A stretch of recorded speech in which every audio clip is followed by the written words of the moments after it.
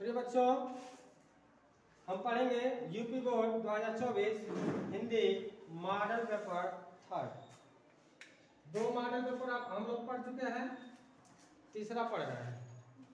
शुक्ल पहला क्वेश्चन है, देख लीजिए, शुक्ल युग की कलावधि। चूंकि तीनों में ही इस क्वेश्चन को लिए हैं, इसलिए कि इससे 1 नंबर 100% आने हैं। इस युग से 1 नंबर 100% आने हैं, इसलिए इसको मैं तीनों पेपर में लिया हूं। पहला है 1850 ईस्वी से 1900 ईस्वी तक, 1900 से 1922 तक, 1919 से 1938 तक, 1938 से 1947 ईस्वी तक। तो इसमें शुक्ल युग पूछ रहा है। तो शुक्ल युग आपको पता है 1919 से 1938 तक ही था। अगर इसी में अगर छावादी युग पूछ लेगा तो आप 1918 से 1936 तक बताएंगे। अगर पूछेगा छावादी युग तो आप बताएंगे 1918 से 36 तक। अगर शुक्ल युग पूछ रहा है इसमें आप बताएंगे 1919 से 1938 तक। 1850 से 1900 तक चला था भारतेंदु युग। भारतेंदु युग 1900 से 1922 तक चला था द्विवेदी युग। द्विवेदी युग और 1938 से 1947 तक चला था शुक्लोत्तर युग। शुक्लोत्तर, ओके। प्रश्न है, छायावादोत्तर युग के प्रमुख कवि हैं रामधारी सिंह दिनकर, डॉक्टर नगेन, रामचंद्र शुक्ल, अध्यापक कौर सिंह। तो इसमें आपके सही है रामधारी सिंह दिनकर। छायावादी युग क्या है? छायावादी युग रामचंद्र शुक्ल, ये भी छायावादी युग के हैं। छायावादी युग के आलोचक हैं। अध्यापक कौर सिंह, ये द्विवेदी युग के निबंधकार हैं। द्विवेदी युग, ओके। अगला प्रश्न है हमारा, भागवत चरणोपाध्याय द्वारा रचित निबंध है। ठूठायाम, ठेले पर हिमालय, नदी के द्वीप, दृष्टिकोण। इसमें से कौन सा है? तो आपके आंसर होगा ठूठा आम। ठूठा आम भागवत चरणोपाध्याय द्वारा लिखित रचना है।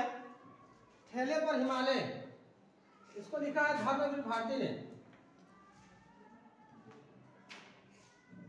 धर्मवीर भारती। नदी के द्वीप, नदी के द्वीप लिखे हैं सचिदानंद, हीरानंद, वत्सायन, अगेन। अगेन की रचना है। अगला प्रश्न है, प्रश्न नंबर 4, रस मीमांसा के लेखक हैं। रस मीमांसा के लेखक हैं रामचंद्र शुक्ल, गुलाब राय, भागवत चरणोपाध्याय, जयप्रकाश भारती। तो रस मीमांसा आचार्य रामचंद्र शुक्ल की रचना है। इन्होंने हिंदी साहित्य का इतिहास भी लिखा है। हिंदी साहित्य का इतिहास, हिंदी साहित्य का इतिहास 1929 में। इससे पहले गारसा दत्तासी 1839 में हिंदी साहित्य का इतिहास लिखे थे। गुलाब राय, इन्होंने लिखा है मेरी असफलताएं, मेरी असफलताएं, मेरी असफलताएं। एक और रचना है इनकी, फलुआ क्लब। फलुआ क्लब। भागवत चरणोपाध्याय हैं, इन्होंने लिखा है ठूठा आम, इन्होंने लिखा है ठूठा आम। जयप्रकाश भारती, इन्होंने लिखा है बर्फ की गुड़िया, बर्फ की गुड़िया। देख लेंगे इसको। रसमीमांसा के लेखक हैं तो आचार्य रामचंद्र शुक्ल, इन्होंने 1929 में हिंदी साहित्य का इतिहास लिखा था। गुलाब राय है, इन्होंने लिखा मेरी असफलताएं और फलुआ क्लब, नोट कर लेंगे। भागवत शरण उपाध्याय है, इन्होंने लिखा है ठूठा आम। जयप्रकाश भारती है, इन्होंने लिखा है बर्फ की गुड़िया। ओके, अगला क्वेश्चन है शुक्ल युग के प्रमुख इतिहासकार हैं। डॉक्टर नगेंद्र, हजारी प्रसाद द्विवेदी, बाबू गुलाब राय, इनमें से कोई है। इसमें के बाबू गुलाब राय शुक्ल युग के प्रमुख इतिहासकार हैं, बाबू गुलाब राय। डॉक्टर नगेंद्र छावादी आलोचक भी हैं, इन्होंने लिखा है कि सूक्ष्म के प्रति स्थूल के प्रति सूक्ष्म का विद्रोही छावाद है। स्थूल के प्रति सूक्ष्म का विद्रोही छावाद है, डॉक्टर नागेंद्र ने कहा था। हजारी प्रसाद द्विवेदी, इन्होंने लिखा है अशोक के फूल,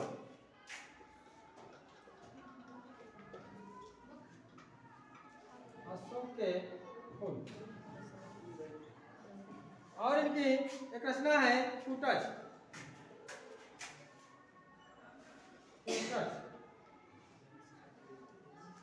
और एक रचना है बाण भट्ट की आत्मकथा, बाण भट्ट की आत्मकथा। ओके, अगला क्वेश्चन है निम्न में से आधुनिक युग की विशेषताएं हैं। जीवन की यथार्थ की प्रधानता, वैदिकता की प्रधानता, विकल्प ए और दो दोनों, इनमें से कोई नहीं। तो ये दोनों ही है, अर्थात ये हमारा विकल्प तीसरा सही हो जाएगा। ए और दो दोनों ही सही होगा, क्योंकि जीवन की यथार्थ की प्रधानता भी था, वैदिकता की प्रधानता भी था, इसलिए विकल्प हमारा ए और दो दोनों ही सही हो जाएंगे। ओके, अगला क्वेश्चन है साकेत महाकाव्य की किसकी रचना है। साकेत महाकाव्य किसकी रचना है। जयशंकर प्रसाद, मैथिली शरण गुप्त और नागार्जुन। तो जयशंकर प्रसाद, इन्होंने लिखा है झरना, आंसू, लहर, कमायनी। मैथिली शरण गुप्त की रचना है साकेत। मैथिली शरण गुप्त की रचना है साकेत। इन्हें राष्ट्रकवि की उपाधि दी, इन्हें राष्ट्रकवि की उपाधि मिली है 1932 में। इन्हें राष्ट्रकवि की उपाधि से सम्मानित किया गया। राष्ट्रकवि, अगर पूछेगा कि राष्ट्रकवि कौन है तो आप बताएंगे मैथिली शरण गुप्त। साकेत इनकी रचना है। इन्होंने पंचवटी भी लिखा है, पंचवटी, यशोधरा,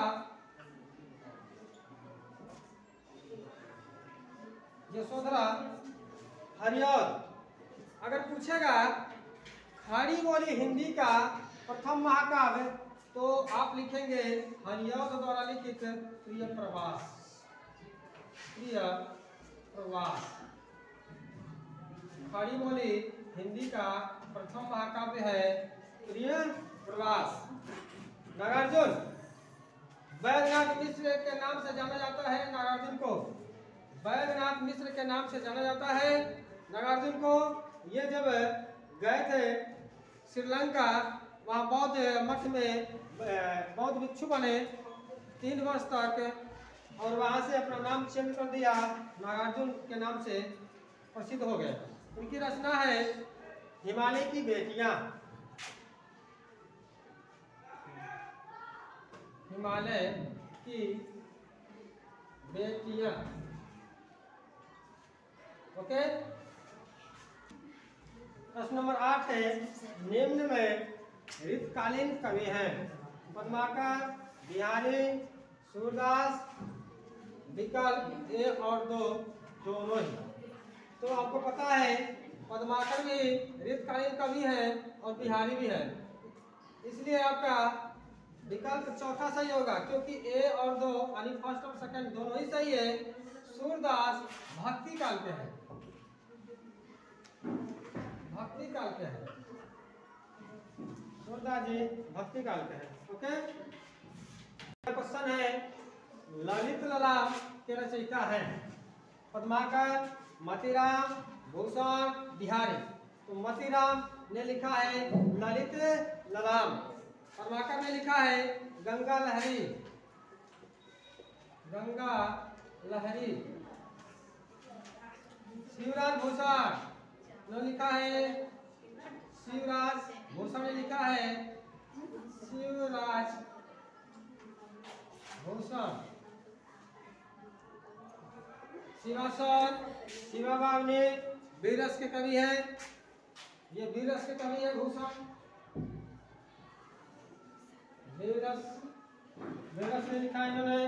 बिहारी, बिहारी मात्र एक ही रचना किए हैं, सतसाई, सतसाई। ओके,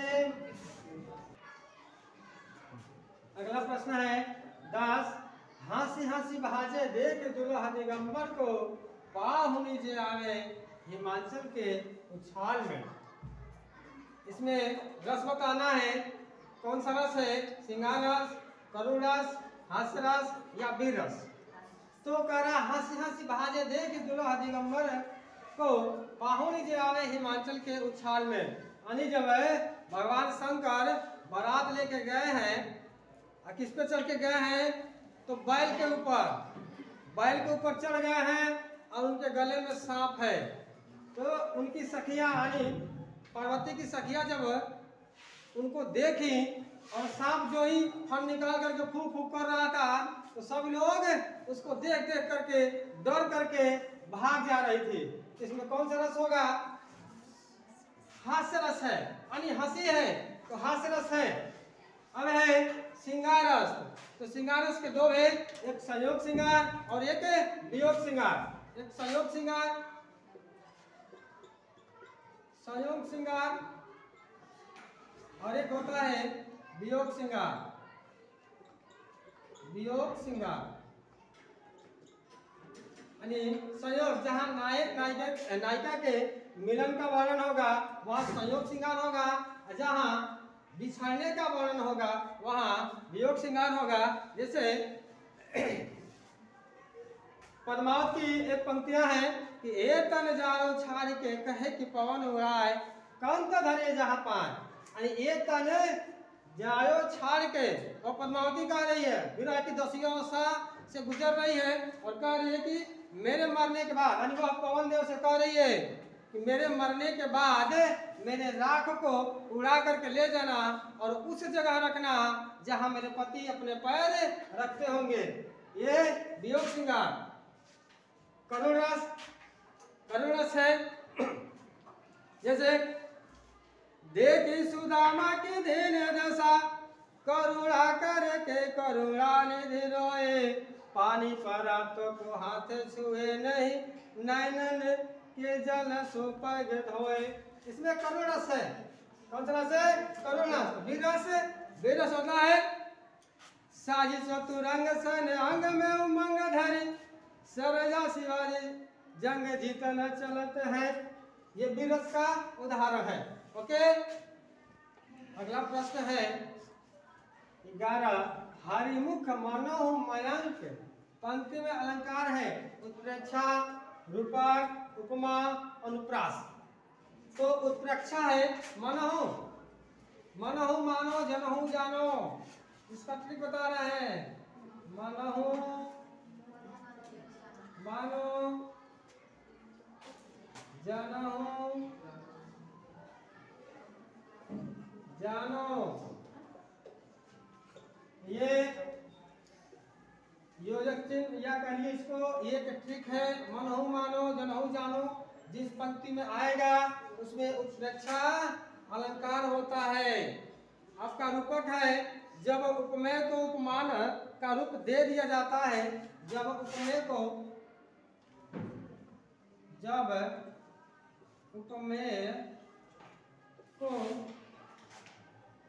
उपमान का रूप दे दिया जाता है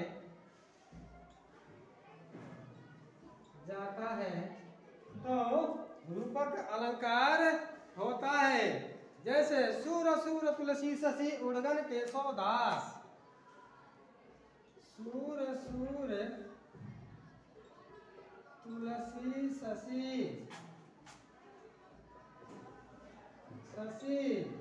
उड़गन केशव दास। आज के कवि खगोत्सम जहतः करत प्रकाश। उपमा अलंकारों का राजा है। उपमा यह अलंकारों का राजा है। उपमा इसका पहचान चिन्ह है सा, सम, सरिस, समान।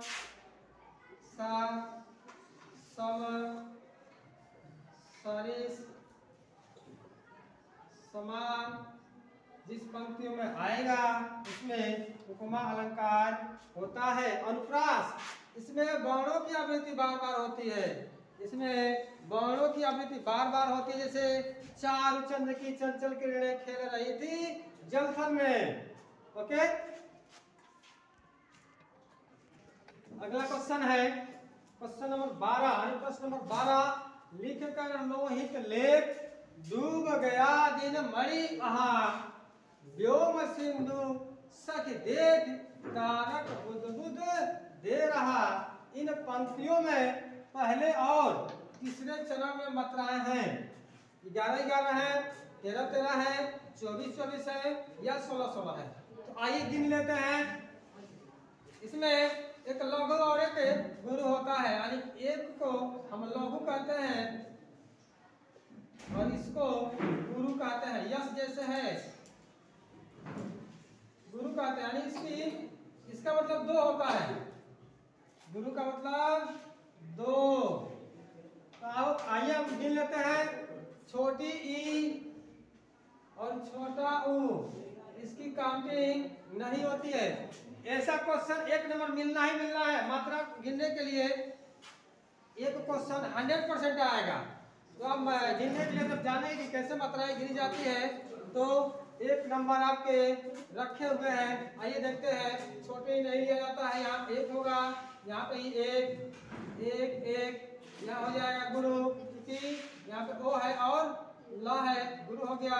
ये छोटी है 1, ये लेख है तो ए है और ल है, यहाँ गुरु हो गया, यहाँ पे 1 हो गया।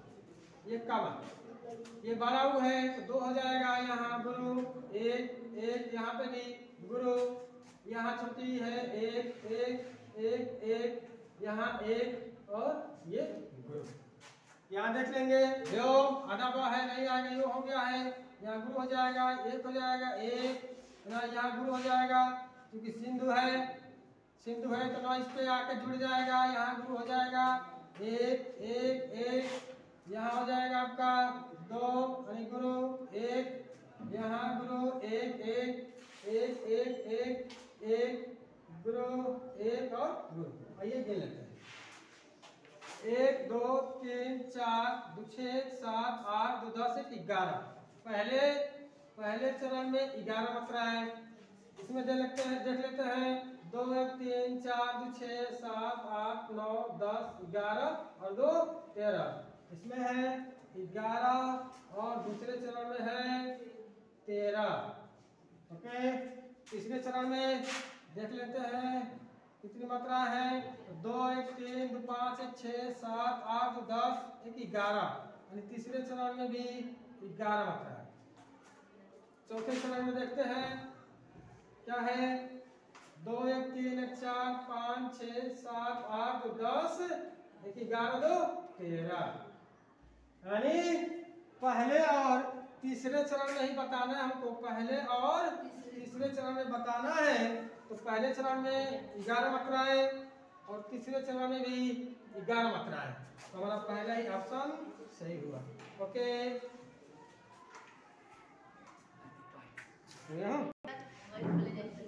अगला प्रश्न है आपका, सुदर्शन शब्द में उपसर्ग है। उपसर्ग का मतलब हम आपको उपसर्ग पढ़ाए हैं कि जो वे शब्दांश जो शब्दों के आगे जुड़ करके उनके अर्थ को बदल लेते हैं उन्हें उपसर्ग कहते हैं। और ये शब्दांश जो शब्दों के आगे जुड़ते हैं, यानी ये सुदर्शन शब्द है। ये देखिए दर्शन, दर्शन करने जाते हैं ना आप लोग, तो दर्शन एक मूल शब्द है और इसमें जुड़ा है क्या, सु उपसर्ग जुड़ा है, तो बन गया है सुदर्शन। तो यहाँ आपका सु उपसर्ग है, यह जुड़ करके बनाया है सुदर्शन। यानी उपसर्ग से आपको 1 नंबर मिलने ही मिलने हैं। ओके, अगला प्रश्न है आपका, भवानी शंकर में समास है। भवानी शंकर, तो पहले इसका समास विग्रह कर देंगे तो समास का पता चल जाएगा। भवानी और शंकर, भवानी और शंकर। तो भवानी का मतलब पार्वती, भवानी का मतलब पार्वती, या शंकर का मतलब आप समझ ही रहे हैं कि भगवान भोले शंकर। तो भवानी और शंकर, भवानी और शंकर किसमें होगा, तो द्वंद्व समास में होगा। इसी तरह से आ जाएगा आपका देवासुर, देवासुर। पूछ देगा देवासुर में कौन सा समास है, तो देव और असुर, देव और असुर। द्वंद्व समास एक दूसरे के उल्टा विलोम होता है, या समानार्थी शब्द होता है, या एक दूसरे का पूरक होता है। तो देव और असुर या क्या है, एक दूसरे के उल्टा है, विलोम है, देव और असुर। तत्पुरुष समास, इसमें विभक्ति चिन्ह होता है, जैसे रसोई घर, रसोई घर। तो रसोई घर है, इसका समास विग्रह करेंगे तो रसोई के लिए घर हो जाएगा। द्विगु समास आपका है, तो द्विगु समास होता है पहला जो द्विगु समास में जो होता है इसका पूर्व पद, पूर्व यानी पहला पद संख्यावाचक होता है, संख्यावाचक। जैसे हो जाएगा चौराहा, चौराहा यानी 4 राहों का समूह। अब बहुब्रीहि समास जान ही रहे हैं आप, ये दोनों पद इसके गौण होते हैं, दोनों पद गौण, दोनों पद गौण होते हैं और तीसरे पद को प्रधान बनाते हैं। जैसे पीताम्बर, पीताम्बर, इसका समास विग्रह करेंगे तो पीला है अंबर जिसका, पीला है अंबर जिसका, अर्थात कृष्ण, अर्थात यह किसको दिखा रहा है, तो कृष्ण को दिखा रहा है, यानी कृष्ण के बारे में बता रहा है। ओके, अगला प्रश्न है आपका 15 नंबर, कमल, राजीव, जलज आदि कहलाते हैं। जलज तो विलोम का मतलब समझ रहे हैं आप, उल्टा उपसर्ग यानी जो पहले जुड़ता है, पहले जुड़ता है पर्यायवाची, तो पर्यायवाची सही है, सही है, पर्यायवाची मिस्टेक हुआ था। ओके, पर्यायवाची शब्द है कमल, राजीव, जलज, यानी ये कमल का पर्यायवाची है। प्रत्यय का मतलब आप समझ रहे हैं, प्रत्यय बाद में जुड़ता है या पीछे जुड़ता है, पीछे जुड़ता है। और एक बात आप देखेंगे, अगर जल के पर्यायवाची में, जल के पर्यायवाची में अगर आप द को जोड़ते हैं, द जोड़ देंगे तो बादल हो जाएगा, बादल हो जाएगा। और अगर आप ज जोड़ते हैं तो कमल हो जाएगा। जैसे जलद, तो जलद का मतलब बादल होता है और जलज का मतलब कमल होता है। ठीक है, जैसे हो गया नीर। तो नीर का मतलब ही पानी होता है। नीर में अगर आप जोड़ देंगे द तो हो जाएगा बादल, और इसमें जोड़ देंगे ज ये हो जाएगा कमल। वारी, वारी का मतलब ही पानी होता है। इसमें अगर आप जोड़ देंगे दो तो हो जाएगा बादल, अगर वारी। और जोड़ देंगे आप, इसमें जोड़ देंगे अगर ज ये हो जाएगा कमल। ओके, क्वेश्चन आज के लिए इतना ही। जुड़े रहने के लिए बहुत बहुत धन्यवाद।